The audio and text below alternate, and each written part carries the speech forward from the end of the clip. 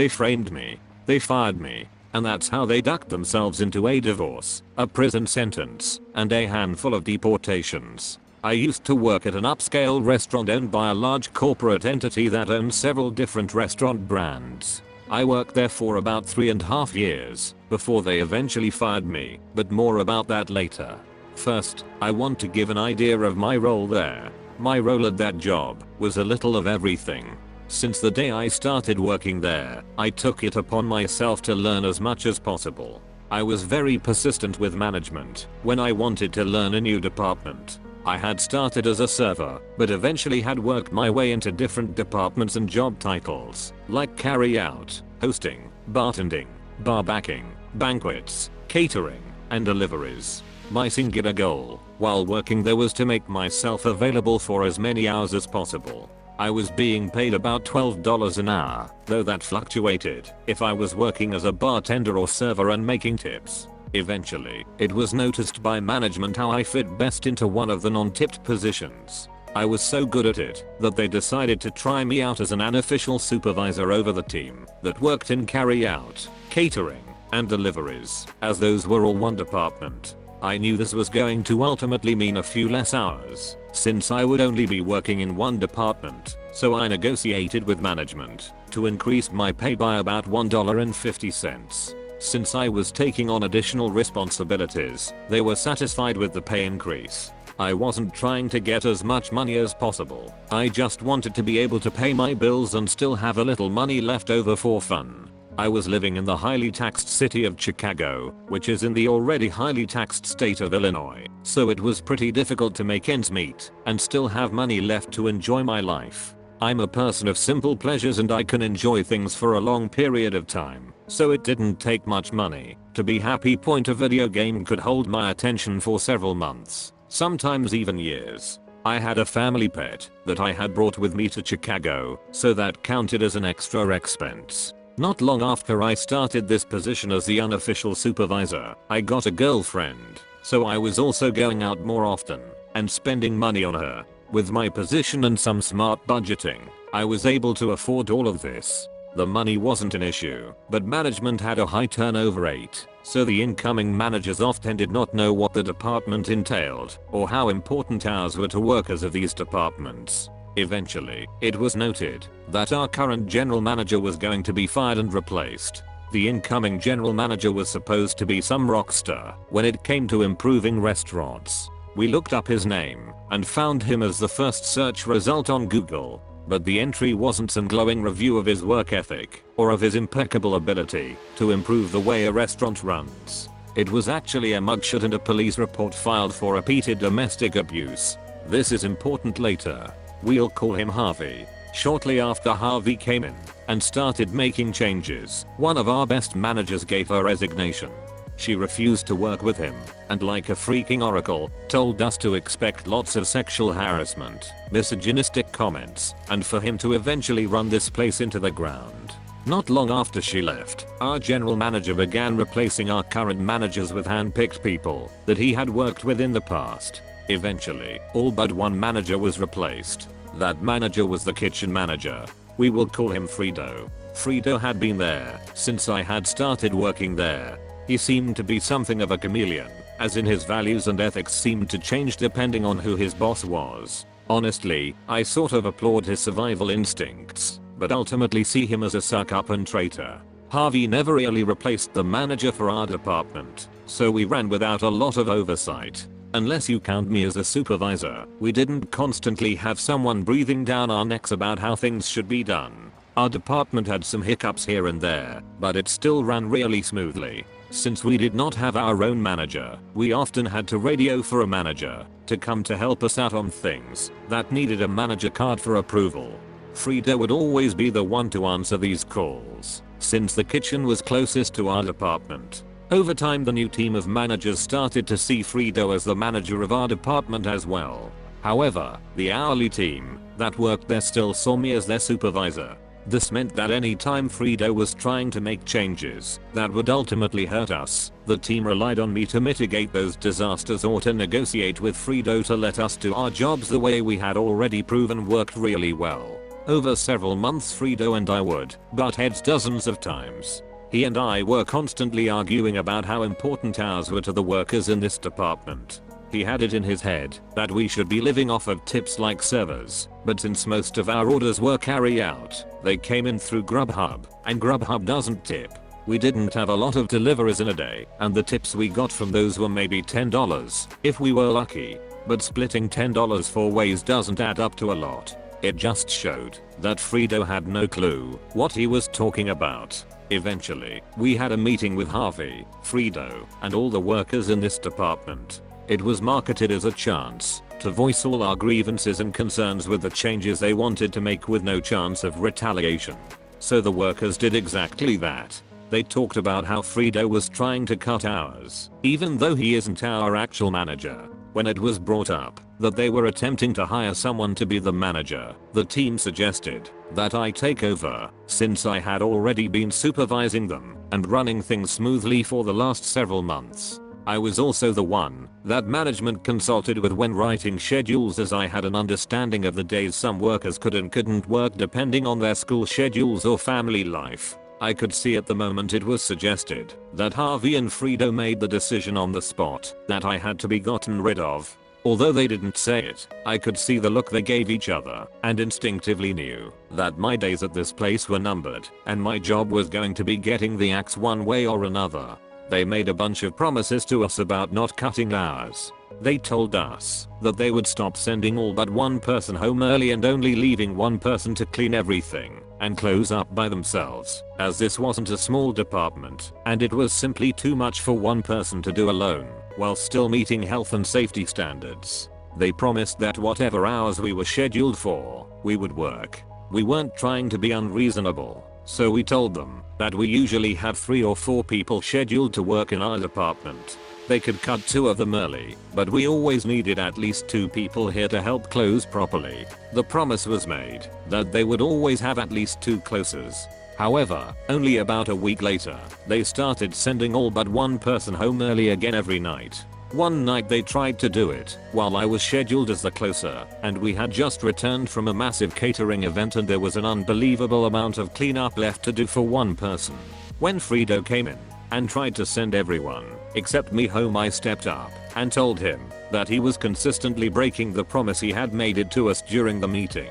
He looked me square in the face and told me to stop complaining about it, and if I was going to keep trying to talk to him about him breaking his promises, he could easily find someone who could work my shifts.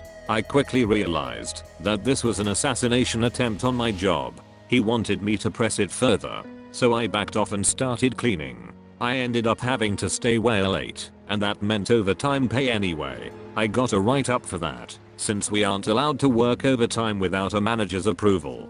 When I refused to sign the write-up, pointing out that I had tried to explain to Fredo that I wouldn't be able to clean up all that stuff alone before my scheduled shift ended, I was allowed to leave without signing the write-up, but only because the HR rep that was present at the time wasn't one of Harvey's cronies. Skip ahead to the day I was fired. It is important to note at this point that I always came into work an hour early. Since we lived in Chicago, food was expensive. However, at our job we were allowed to have as much free soup and bread as we liked. So I would come into work 1 hour early every day, so I could have some soup and bread for lunch before my shift. But on this day, when I walked into the kitchen to get myself some soup, one of the line cooks told me that he had a dish that had been cancelled after he cooked it, and Fredo had told him to give it to someone. He assured me Fredo had already comped it, and that it was free to take for whoever wanted it. It just so happened to be my favorite appetizer, so I happily took the free food. Not long after I got to my booth, both Harvey and Fredo approached me and asked me if I had put in a ticket for that food. I told them that the line cook had given it to me and said it was the cancelled order that Fredo had already comped. Fredo looked dumbfounded and said he had no idea what I was talking about. So Harvey told me, "I think you know that's theft. Go ahead and finish the food and then grab my stuff and go. That's the last meal you'll be having here." I tried to explain to them that I had been given this food by the line cook, but they refused to listen, so I offered to take them to the kitchen to clear it up with the cook. but by the time I had gone back to the kitchen with them to talk to the line cook, he had already gone home for the day. I had no choice but to gather my stuff, say my goodbyes, and head home. On my way out, I told my people working in my department that afternoon what had happened, exactly as it happened. They were shocked and angry, but mostly sad to see me go. I decided that on my way out, I would stop by the accounting office and pick up any tips that may have been dropped for me that week, just to make sure I didn't get screwed out of that money. Before heading down, I had the gut feeling to just set my phone to record, and I stuffed it into my pocket with the camera rolling. Although the video was entirely black, since it was in my pocket, I did manage to get a pretty muffled recording of Harvey and Frido's voices through the door, discussing how things had gone as planned, and that they had been trying to get rid of me ever since the meeting with my department. I knocked on the door, and they hushed up before opening it. They asked what I was still doing there, and I asked for my tips. They gathered what was in the safe for me, and handed it over. Despite my anger rising at what I had just heard, I decided not to burn this bridge just yet, because perhaps I could nuke it later. I offered a handshake to both managers, thanked them for the opportunity to work there, and left, making sure to pull my phone out of my pocket and record the front of the restaurant, with the sign showing its name and logo. Working in a restaurant, you learn to always cover your own butt. It's true for most jobs, but something was just telling me I would need this all later. If I was being accused of theft, I wanted to be able to prove it wasn't true if ever came up in future job interviews. Which is exactly what happened, and where this all started going nuclear. On the train ride home, I sent some messages and made some posts on some local groups on Facebook saying that I had just been fired and that I was looking for a job as quickly as possible. By the time I got off at my stop, I had already set up an interview for later that day. I was offered the job about 5 minutes into the interview, but after going over the details, it didn't sound like it was for me, so I turned it down. I interviewed a few other places and found one that was a damned good fit, with a hefty pay increase compared to my previous job, and I wouldn't have to deal with customers. It was an auditing job for a logistics company. However, during the interview with the manager of this job, he mentioned he had already called my previous place of employment and spoken with the general manager, Harvey. Harvey had told him that I had been fired for theft. Luckily for me, the manager I was interviewing with asked me to tell him more about that, and he was willing to let me pull out my phone and find the recording. I asked if the voice in the video was the same as the one he spoke on the phone with. It was. That was confirmation enough for him that I hadn't made a fake video. He listened to the two managers in the video admit that they had set me up and watched to the end when I showed the front of the restaurant, complete with the logo and name. The manager interviewing me, whom we'll start calling Dean, hired me immediately and asked me to send him the recording. I did. I thought that was the end of it. About 7 months later, after settling into this job quite nicely, HR sent out a welcome all our new team members email, which listed all the newest hires, some facts about them, and had pictures of them all. They sent these out every time they hired a new round of people. One of them, Thomas, was a former co-worker who worked with me at the restaurant. We had worked at the host stand together, so I was pretty glad to see someone I knew and liked coming onto the team. I sought out his desk and went and said hello and asked why he left the restaurant. He hadn't left willingly. He'd been laid off because the company was under investigation. It had started as a relatively small matter. The corporate entity that owned the restaurant chain had received an email with an attached video. My video that had been filmed from inside my pocket. That caused enough for corporate to send someone to investigate internally. Thomas was pretty surprised that I hadn't heard anything about it, since there had been numerous attempts to get in touch with me. As soon as he said that, I logged into the old email I had used when I first applied for the job at the restaurant. I had at least 24 emails asking me to come in to discuss my employment and termination. I never replied. I just didn't care enough anymore. I'd also changed my number since then, so they hadn't been able to contact me by phone. Thomas continued explaining that before corporate had sent someone, Harvey and Frido had talked with my department and tried to offer them all a small pay increase to spin corporate a story about how I was incompetent at my job and failed to live up to my duties. The day the corporate auditor showed up, there had been a small exodus of people from my old department. They quit on the spot, in front of the lady from corporate, let's call her Audrey, and made sure to rat out Harvey and Frito before leaving. Strike 1 for both of them. Strike 2 came a couple of days after Audrey showed Harvey and Frito the recording that had kicked all of this off. They denied it vehemently, but there was no mistaking Harvey's voice. It's unique. Not only that, but the video also picked up their voice and mine when we shook hands and had a friendly parting of the ways, which was something they had already bragged about to Audrey, thinking it made them look better that we were able to part on good terms. This wasn't the actual strike 2. That came when it was clear they needed to be separated, so Audrey sent Frito to work at another restaurant owned our parent company and temporarily demoted Harvey to a manager. This tore them apart. They had once been an inseparable evil team, but the pressure of the investigation must have pushed them over the edge. They ended up at each other's throats, on Facebook, on a public post on the company page. The post had since been deleted, but Thomas explained it as the following. Frito had been pictured in the Facebook post on the restaurant page, and Harvey made a passive-aggressive comment about how Frito shouldn't even be in the picture since had been moved to another restaurant due to misconduct. Frito saw this comment and said something along the lines of, at least when people Google my name, I don't show up as the guy that punched his wife. To which Harvey responded, very funny from the guy who is cheating on his wife with Janet's sister. Janet was the girl they appointed to supervise my department after they fired me, the unofficial supervisor. Frito replies to that by saying, like you haven't tried with half the waitresses. They all have stories about you trying to molest them. The post was deleted, but not before it had been seen by Audrey the auditor.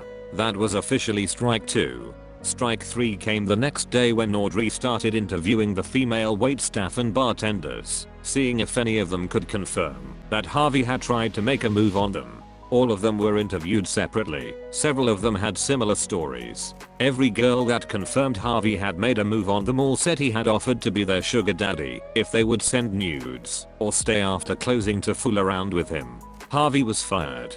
But that isn't the worst of it. Audrey the auditor wasn't just some random woman from corporate. She was the old regional manager for this area and had personally hired Harvey's wife as the general manager of another restaurant in the city. So she called up the restaurant Harvey's wife worked at and told Harvey's wife everything she had learned from the female waitstaff. We learned later that they had gotten a divorce over him trying to cheat on her after she'd already given him a second chance to change after he had beat her. I don't know what compelled her to give him a second chance after something like that, but she sure didn't give him a third. After firing Harvey, the line cook who had given me the food was interviewed by Audrey. I don't know how it came up, but at some point, he had let it slip that he was an illegal immigrant. She had his file in her hand, with an Illinois ID and social security number on file, so this confused her, and she pressed him for more information. It turns out that Frito had some connections and had his miniature black market going on where he would have fake social security cards and IDs made for the illegal immigrants he was hiring at reduced wages. It had been going on for at least 4 years. Needless to say, this is a felony. With the potential PR nightmare that she was likely dealing with, she felt she had no choice but to alert the authorities. Local PD enlisted the help of the FBI, since some of the evidence led them beyond the jurisdiction of the local police.